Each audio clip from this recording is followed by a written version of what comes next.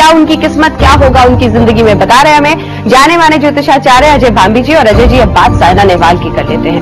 साल 2010 में नंबर 2 बन गई थी, लेकिन दिल और देश ये चाहता है कि साल 2011 में नंबर 1 बन जाए। देखिए, इनकी जो कुंडली है, इनकी कुंडली के लिए 2010 का वर्ष बहुत ही बेहतरीन था और इसमें इनको बेइंतहा सफलता मिली।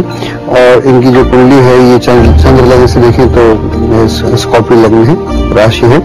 और अभी इनके लिए आने वाले जो 2011 का साल है इनके लिए अच्छा है। और आने वाले 6 महीने में इनका जो प्रदर्शन है बेहतरीन रहेगा।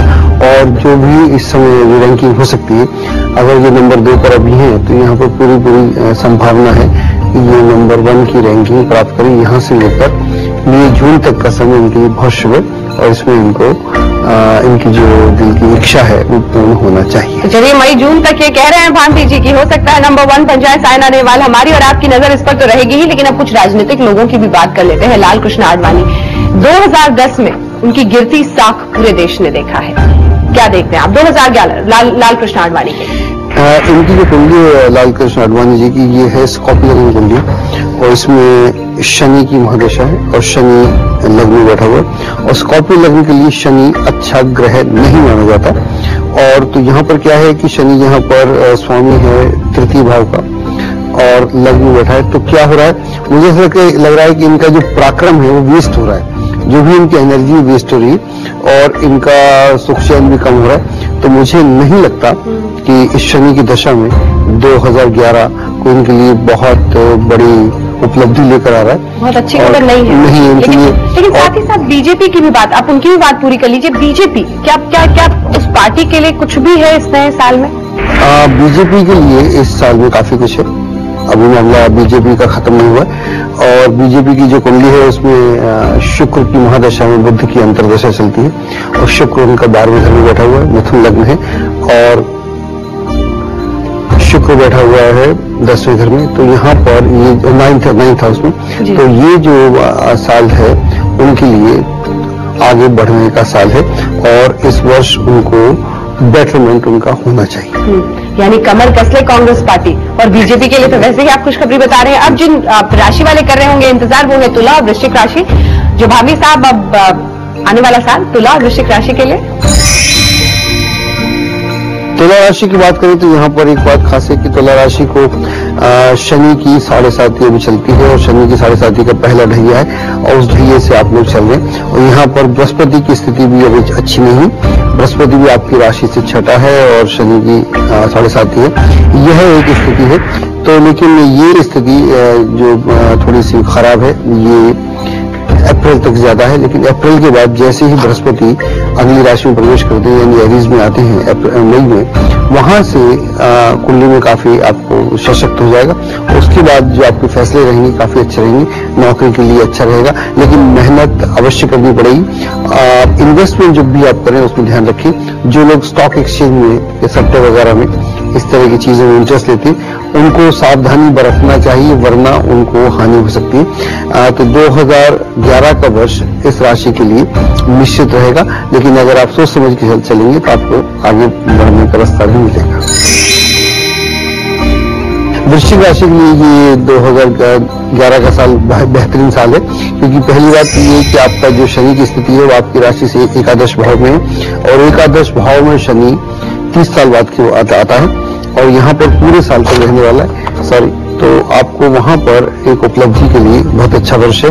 इच्छा पूर्ति का साल है, महत्वाकांक्षाओं को पूर्ण कर सकते हैं और बृहस्पति की स्थिति भी अच्छी, तो यहाँ से अप्रैल तक का समय विशेष रूप से अच्छा है।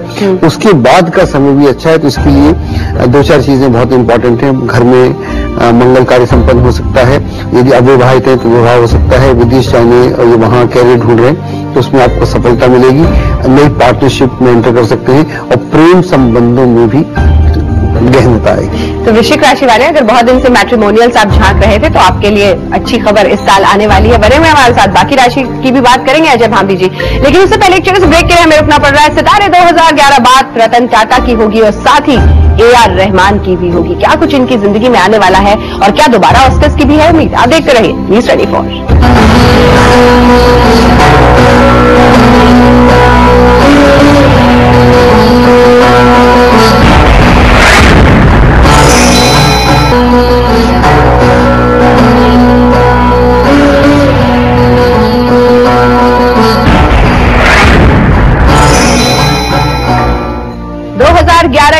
रहे सितारे जो खूब चमके 2010 में, लेकिन क्या कुछ लिखा है इनकी किस्मत में 2011 के लिए, बता रहे हैं हमें अजय बांबी जी। तो बात अब रतन टाटा की कर लेते हैं। रतन टाटा के लिए साल 2010 बहुत भारी रहा है। एक वक्त ऐसा था जब पूरा देश एक तरह से जबरदस्त इज्जत के साथ इस कॉर्पोरेट इंडस्ट्रियलिस्ट को देखता है, लेकिन अभी जो विवादों का दौर रहा है, क्या होगा 2011? यहाँ पर ना एक इनका योग बनता है, जो योग कहीं ना कहीं धीरूभाई अंबानी से मिलता है। इनका भी लग्न धनु है, उनका धीरूभाई अंबानी का लग्न भी धनु था, और यहाँ पर उनकी धीरूभाई अंबानी कुंडली में सूर्य और बुध थे, यहाँ पर शुक्र भी है। और दूसरा क्या है कि इनका जो लग्नेश है वो नीच का है। लग्नेश नीच का होने के कारण धीरूभाई अंबानी भी कई बार कई तरह के विवाद में फंसे हुए अपने जमाने में।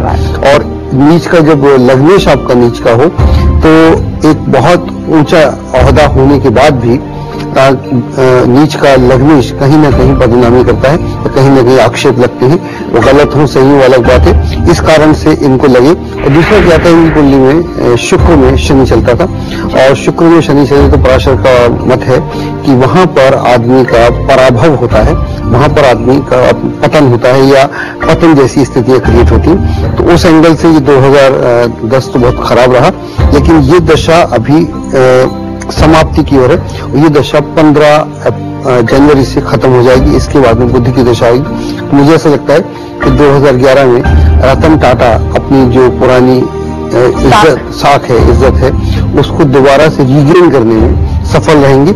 इसलिए इसके लिए इनको काफी प्रयत्न करने पड़ेंगे। और दूसरा, अभी हम राशियों की बात कर रहे थे, इनको भी 7.5 चलती है। इनकी तुला राशि है, तो तुला राशि की भी बात की थी।